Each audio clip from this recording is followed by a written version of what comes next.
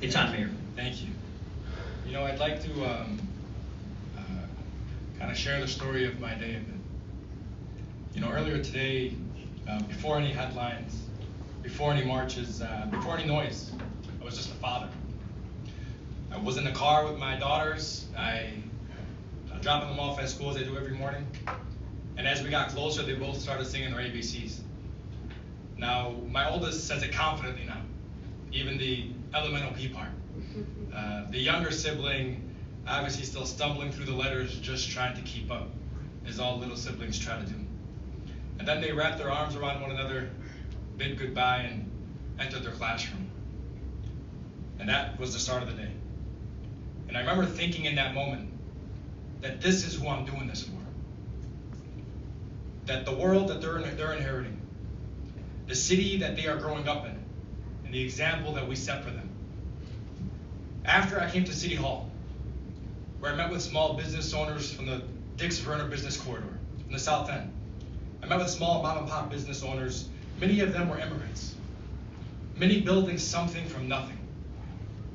And we shared the news that we were expanding the facade grant program from Morton Avenue to the South End, a grant up to $100,000 for small businesses. One business owner pulled me aside, smiling ear to ear. He had just seen what the new business grants could do, and he saw a rendering for how uplift for his shop with designs rooted in both Arab heritage and classic American architecture. He said, "Mayor, we've never had a government believe in us like this, and he can't wait to pass this on to the next generation." That is Dearborn. That's the city that I know, and that's the future that we deserve. And maybe that's why today hit a little bit differently. Because while we were building up small businesses, while children were singing on their way to school, dozens of protests were marching through our streets, shouting about Muslims in America. Some of them were misled, others came with hate in their hearts. One man wrapped the Quran in bacon and screamed at residents. And as I tuned in live, I heard him calling others monkeys and saying that they are incompatible with America. And he did this, ironically, while walking past our historic nativity scene at the old City Hall, a symbol of peace and a symbol that is sacred for thousands of Christian families in our city, and Muslim families as well. And yet, even then, Dearborn showed who we truly were.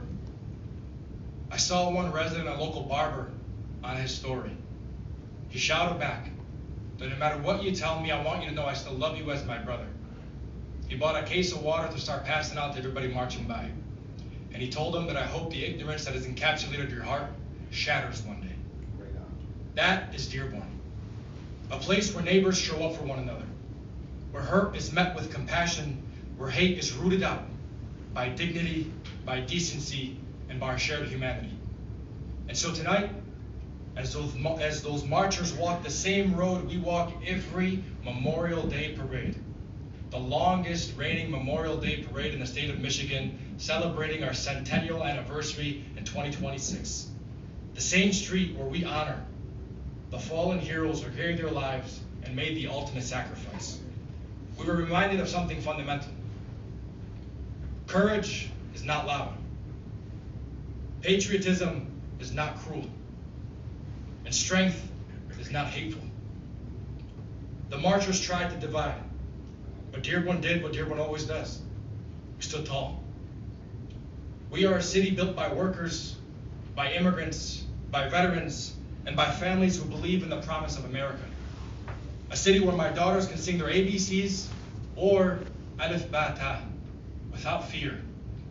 A city where a small business owner can dream bigger, but because their government actually delivers on their promises. So tonight, it's not about those who marched. Tonight is about us. It's about Dearborn.